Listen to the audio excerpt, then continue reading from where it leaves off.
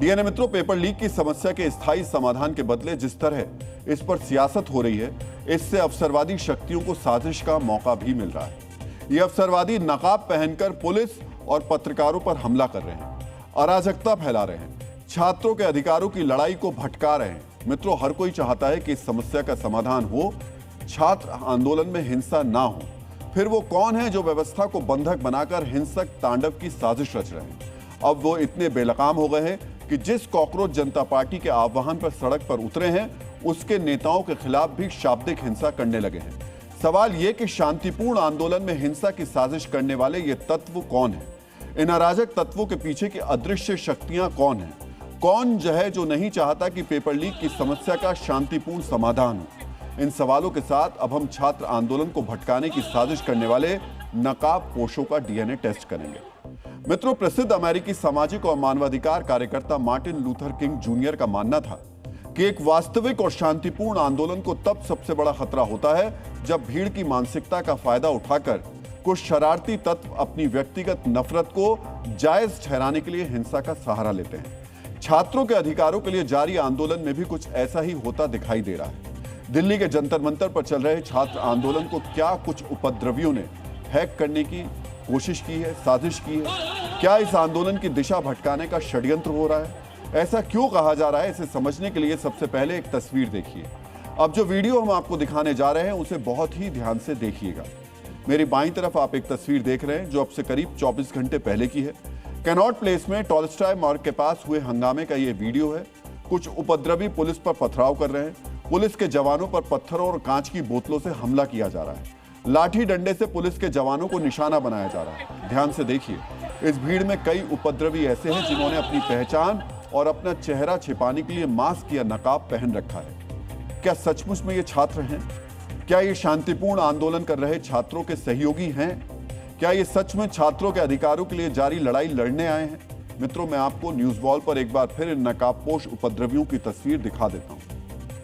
आप देखिए, जब कैनॉट प्लेस में ये उपद्रव कर रहे थे तो कैसे इनके चेहरे नकाब से ढके हुए थे। पहला, दूसरा, तीसरा, चौथा, पांचवा, छठा, सातवां, आठवां, 8 चेहरे हम आपको दिखा रहे निकाल करके। बहुत सारे छात्र हैं जो पेपर लीक के मामले में खुल करके सामने आ रहे हैं, शांतिपूर्ण तरीके से अपनी बात रख रहे हैं। तो ये जो नकाब पहनकर आ रहे हैं, ये कौन लोग हैं? क्यों उन बच्चों की आवाज को ये दबाना चाह रहे हैं? क्यों उनके आंदोलन की दिशा को ये भटकाना चाह रहे हैं? सोचिए, जो आंदोलन लीक प्रूफ परीक्षा सिस्टम की मांग को लेकर शांतिपूर्ण तरीके से शुरू हुआ था, जो आंदोलन सिस्टम तोड़ने वालों के खिलाफ चल रहा था, जो आंदोलन परीक्षा में पारदर्शिता लाने के लिए है, उस आंदोलन में कानून तोड़ने वाले नकाब चढ़ाए मुंह ढके लोग क्या कर रहे हैं? जिस आंदोलन ने अनशन जैसे अहिंसक और उच्च नैतिक विरोध को अपनी आवाज उठाने का माध्यम बनाया, क्या उस आंदोलन में ऐसे हिंसक उपद्रवी शामिल हो सकते हैं? बिल्कुल शामिल नहीं हो सकते। सोचिए, अगर ये छात्र होते, आंदोलनकारी होते, तो क्या अपना चेहरा छिपाते? बिल्कुल भी नहीं छिपाते। फिर ये कौन है? ये जंतर मंतर पर क्या कर रहे थे? मित्रों, इन सवालों के जवाब हम विस्तार से जानेंगे, लेकिन पहले आपको बताते हैं कि इस उपद्रव में एसीपी विवेक भगत समेत कई पुलिसकर्मी घायल हुए हैं। वो घायल पुलिसकर्मी बता रहे हैं कि कैसे प्रदर्शनकारियों के भेष में आए नकाबपोश उपद्रवियों ने उन पर हमला किया। इनमें एक एक शब्द को बहुत ही ध्यान से सुनिए। मुंह पे कपड़ा बांधा हुआ था, मास्क पहना हुआ था, हाथ में डंडे थे, पत्थर, उनके हाथ में जो भी नुकीली चीज़ थी उसे वो मारना स्टार्ट कर दिया। तो मुझे चोट आई है सर में, इधर साइड में, हाथों में, पैरों में, कमर में, मतलब उन्होंने पूरी बॉडी पे, मतलब उन्होंने सब ने हमला एक साथ कर दिया। पीछे से कोई स्टूडेंट था, कोई था कि भागो भागो भागो, तो मैं भाग रहा हूँ, फिर मुझे गिरा रहे हैं नीचे, मैं भाग रहा हूँ। हाँ, वो जान से मारते थे पक्का। कुछ ने छुपा भी रखे थे और उनके हाथों में पहले से भी डंडे थे और उन्होंने हमारे स्टाफ से और हमसे भी डंडे छीन लिए थे, तो उन्होंने उन्हीं से मारा था। और उनके अलावा उन्होंने जो पत्थर इकट्ठे कर रखे थे उन्होंने उनसे भी मारा था। अचानक से भीड़ आई और कुछ भी समझ में नहीं आया, उन्होंने दबोच लिया और इतना मारा कि बहुत ज़्यादा मारा। पत्थर थे और लाठी डंडे भी थे, चाकू भी ले रहे थे। भीड़ इतनी ज़्यादा उग्र थी, इन्होंने मुझे गिरा दिया और उसके बाद फिर हर मोमेंट पे बॉडी इम्पैक्ट चालू हो गए। उसमें लात थी, घूसे थे, डंडे थे, इवन नुकीली ईंटें भी थी। सुना आपने, घायल इंस्पेक्टर नंदकिशोर कह रहे हैं कि जिन्होंने हमला किया वो छात्र नहीं थे। छात्रों ने चिल्लाकर भागने के लिए कहा, अगर ये छात्र नहीं थे तो कौन थे? सोचिए, क्या कोई छात्र ईंट पत्थर नुकीला हथियार लेकर आंदोलन करने जाएगा? नहीं जाएगा।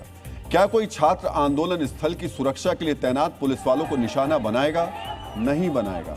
फिर ये कौन लोग हैं जो वर्दी देखकर पुलिस वालों को पहचान कर उन पर हमला कर रहे थे, उन्हें नुकीले हथियारों से निशाना बना रहे थे, शांतिपूर्ण आंदोलन को हैक कर उसे हिंसक बनाने की साजिश रच रहे थे? मित्रों, इस हिंसक उपद्रवियों की साजिश को हम डिकोड करेंगे, लेकिन पहले आपको आज शाम जंतर मंतर के पास हुए हंगामे की तस्वीरें दिखा देते हैं। शाम 6:45 के करीब जंतर मंतर से लेकर कैनॉट प्लेस तक भारी संख्या में प्रदर्शनकारी जुटे। कल हुए हिंसक उपद्रव के बाद भीड़ को कंट्रोल करने के लिए पुलिस मुस्तैद थी। यहां कुछ प्रदर्शनकारियों ने हंगामा किया। भारी भीड़ के बीच अफरा तफरी नहीं हो, इसलिए पुलिस ने हल्का बल प्रयोग किया। हंगामा कर रहे लोगों को जंतर मंतर से दूर किया गया। उपद्रव की एक और साजिश को नाकाम कर दिया गया। मित्रों, रूस के प्रसिद्ध साहित्यकार लियो टॉल्स्टॉय ने कहा है कि हिंसा से हिंसा ही जन्म लेती है। प्रेम और अहिंसा की स्थायी परिवर्तन ला सकते हैं। इसलिए जंतर मंतर पर बैठे छात्र अहिंसक तरीके से अपनी आवाज उठा रहे हैं। इस आंदोलन का चेहरा बने सोनम वांगचुक तो 26 दिन से अनशन कर रहे हैं। वो अस्पताल में हैं, लेकिन उनका अनशन जारी है। सोचिए, 26 दिन अनशन करने के लिए कितना बड़ा आत्मबल और नैतिक साहस चाहिए। क्या सोनम वांगचुक ऐसे उपद्रवियों का समर्थन करते? बिल्कुल भी नहीं करते। क्या ऐसे उपद्रवी सोनम वांगचुक के वैचारिक समर्थक हो सकते हैं? बिल्कुल नहीं हो सकते हैं। क्या सोनम वांगचुक इन हिंसक उपद्रवियों को अपने आंदोलन में जगह देते? बिल्कुल नहीं देते। फिर ये हिंसक उपद्रवी कैसे जंतर मंतर पहुंच गए? ये कौन है जो हाथ में पत्थर उठाते हैं तो पहले सुनिश्चित करते हैं कि कोई इन्हें पहचाने नहीं। अपनी पहचान छिपाने को लेकर ये बेहद सजग रहते हैं। जंतर मंतर पर धरने पर बैठे किसी छात्र ने तो आज तक अपना चेहरा नहीं छिपाया। समझिए, ये नकाबपोश हिंसक अवसरवादी हैं।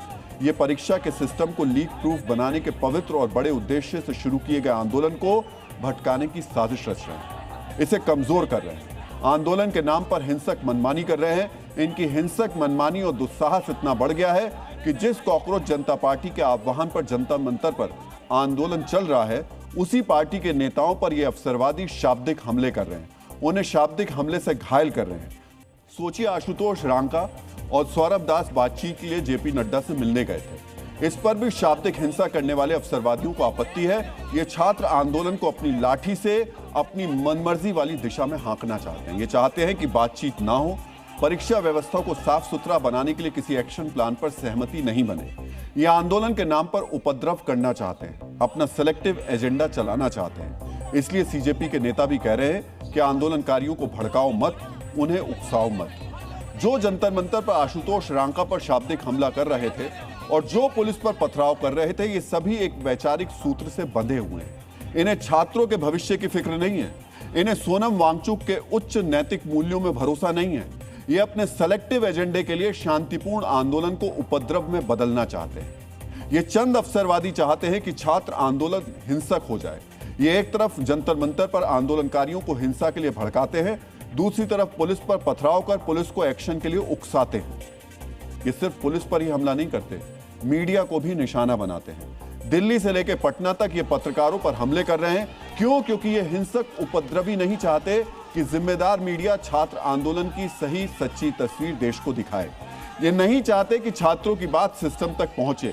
ये मीडिया पर हमला कर छात्र आंदोलन की छवि दागदार करना चाहते हैं, छात्रों को खलनायक बनाना चाहते हैं। सोचिए, अगर इन नकाबपोश उपद्रवियों के खिलाफ एक्शन में पुलिस ने संयम नहीं बरता होता तो क्या होगा? घायल पत्थरबाज कहते, हम मासूम आंदोलनकारियों को बर्बरता से पीटा गया। ये पुलिस एक्शन की तस्वीरें दिखाकर दूसरे लोगों को हिंसा के लिए उकसाते। इन्होंने साजिश का एक पैटर्न बना लिया है।